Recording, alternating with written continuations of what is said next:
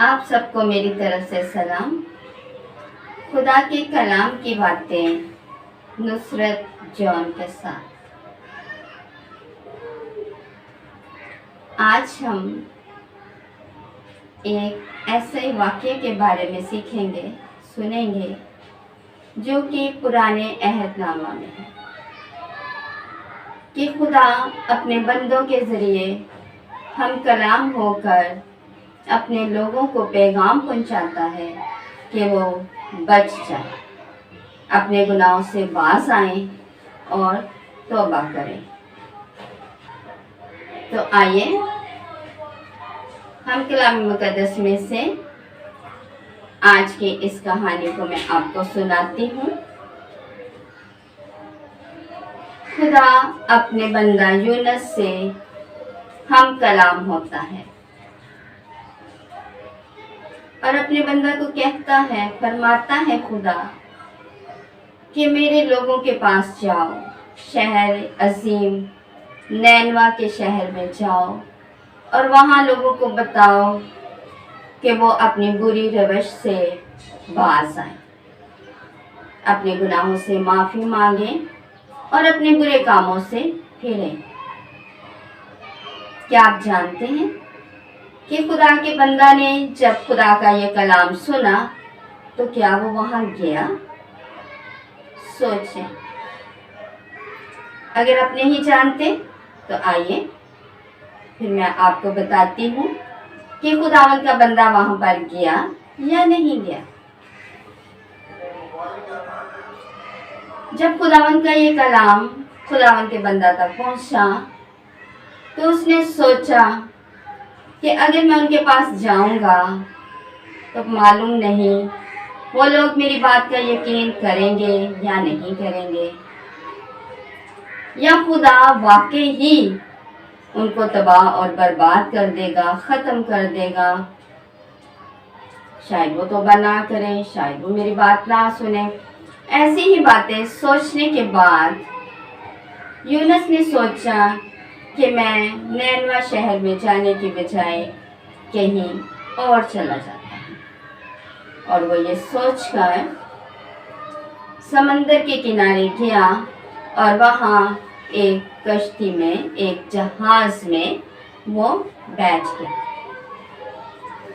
اب خدا کی نگاہ تو ہر جگہ پر ہے، چاہے ہم پاتال میں چھپ جائیں، جہاں ہم زمین کے کسی بھی کونے میں چھپ جائیں، پہاڑوں کے پیچھے چھپ جائیں۔ کیا آپ جانتے ہیں کہ خدا کی نگاہ ہر جگہ پر ہوتی ہے؟ اسی طرح خدا نے جب دیکھا کہ اس کا بندہ اس کا پیغام لے کر نینوا شہر جانے کی بجائے کسی دوسرے ملک میں جا رہا ہے تو کیا ہوا کہ جب اس کشتی میں سوار تھا، اس جہاز میں سوار تھا، تو سمندر میں طوفان آ گیا۔ ایسا طوفان کہ سب لوگ پریشان ہو گئے کہ اب کیا ہوگا، ہم تو ڈوب جائیں گے، مر جائیں گے، ہمارا تو یہ جو جہاز ہے وہ پانی میں ڈوب جائے گا۔ اور ایسا ہی ہوا، ان کو لگا کہ ان کا جہاز جو ہے وہ پانی میں ڈوبنے لگا ہے۔ اب وہاں پر ایک مذہب کے لوگ تو تھے نہیں، یہ میں آپ کو بتاتی ہوں کہ وہاں پر بہت سے مذاہب کے لوگ تھے، تو سب نے اپنے اپنے معبود سے، اپنے اپنے خدا سے دعا مانگی، جس کو وہ مانتے تھے دعا مانگی کہ یہ طوفان کسی طرح سے بچ جائے اور ہم پار چلے جائیں، کنارے پہ آ جائیں۔ لیکن طوفان تھا کہ تھمنے کا نام ہی نہیں لے رہا تھا، کیونکہ وہ طوفان تو کس نے بھیجا تھا؟ ہمارے زندہ خدا نے، جو زمین اور آسمان کا مالک ہے، جو طوفانوں کو کہتا ہے تھم جاؤ تو تھم جاتے ہیں، وہ کہتا ہے روشنی ہو جائے تو روشنی ہو جاتی ہے، کیونکہ پوری دنیا کا اختیار تو اس کے ہاتھ میں ہے۔ اب لوگوں نے جب دیکھا کہ ہم ڈوب رہے ہیں اور یہ ایک شخص بڑے مزے سے سویا ہوا ہے، اس کو تو کوئی فکر ہی نہیں ہے، اور وہ اس کے پاس گئے اور اس کو جگایا، بولا اٹھو، آپ بھی اپنے معبود سے، اپنے خدا سے دعا مانگو تاکہ شاید وہ آپ کی سنیں اور ہم سب بچ جائیں۔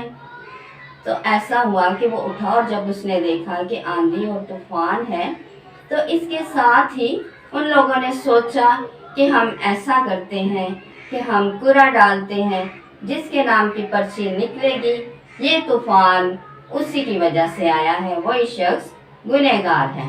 تو جب انہوں نے پرچیاں ڈالی، کوڑا ڈالا تو کوڑا یونس کے نام پہ نکلا۔ تب انہوں نے اس سے پوچھا کہ تو کون ہے، تو کہاں سے آیا ہے، تو کس کا ماننے والا ہے؟ تو اس نے بتایا کہ میں زندہ خدا کو ماننے والا ہوں جس نے آسمان اور زمین کو بنایا ہے۔ تب وہ لوگ پریشان ہو گئے کہ یہ تو خدا کو ماننے والا ہے اور اس کا خدا تو بہت زوراور ہے۔ تو انہوں نے اس سے پوچھا کہ ضرور تو نے کوئی غلطی کی ہے، اپنے خدا کی نافرمانی کی ہے۔ تو اس نے ان کو بتایا، تو انہوں نے ایسا کیا کہ اس نے کہا کہ مجھے سمندر میں پھینک دو تو تم سب بچ جاؤ گے۔ تو انہوں نے اس کو اٹھا کے سمندر میں پھینک دیا۔ اور خدا نے کلام مقدس میں لکھا ہے ایک مچھلی کو مقرر کیا اور اس مچھلی نے اس کو نگل لیا، اور وہ 3 دن تک مچھلی کے پیٹ میں رہا، اور مچھلی کے پیٹ میں اس نے دعا کی کہ اے خدا تو طویل الصبر ہے، تو رحیم ہے، تو رحم کرنے والا ہے، تو معاف کرنے والا ہے، تو مجھے بھی معاف فرما، اور جب میں اس مچھلی کے پیٹ سے نکلوں زندہ بچ جاؤں تو میں اپنی ساری منتیں جو ہیں وہ پوری کروں گا اور آپ کے حضور میں قربانی دوں گا، شکر گزاری کروں گا۔ تو خدا نے اس کی دعا کو سنا، اور کلام مقدس میں لکھا ہے کہ مچھلی نے اس کو اگل دیا اور وہ زندہ سے سلامت بچ گیا۔ اور جب وہ ٹھیک ہو گیا تو جانے لگا تو راستے میں یہ پرچار کرتا رہا کہ توبہ کرو اور خدا پر ایمان لاؤ اور اپنے برے کاموں سے باز آؤ۔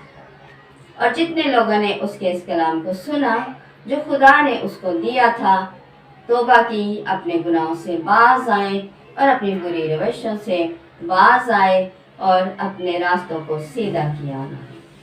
اور کلام مقدس میں لکھا ہے کہ وہاں کا جو بادشاہ تھا وہ بھی تخت سے نیچے اتر کے بیٹھ گیا، اور اس نے ٹاٹ اوڑا اور اس نے یہ حکم جاری کیا کہ جتنے بھی انسان ہیں، حیوان ہیں، جاندار ہیں، بچے ہیں، جوان ہیں، بوڑھے ہیں، سب روزہ رکھیں گے۔ اور سب نے روزہ رکھا اور سب زمین پر بیٹھ گئے اور خدا کے حضور میں معافی مانگی، توبہ کی اور اپنے برے کاموں سے باز آئے، اور خدا اس بات سے خوش ہوا اور خدا نے ان کو معاف کیا اور نینوا شہر کو تباہ نہ کیا۔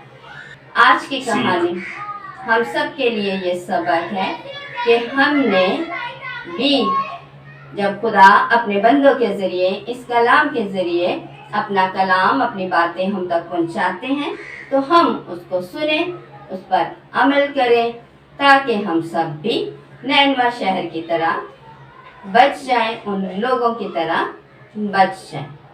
تو خداوند ہمیں خدا کی آواز سننے کا، اس کے کلام کو سننے اور اس پر عمل کرنے کی توفیق عطا فرمائے، مسیح ہمارے خداوند کے وسیلہ سے، آمین۔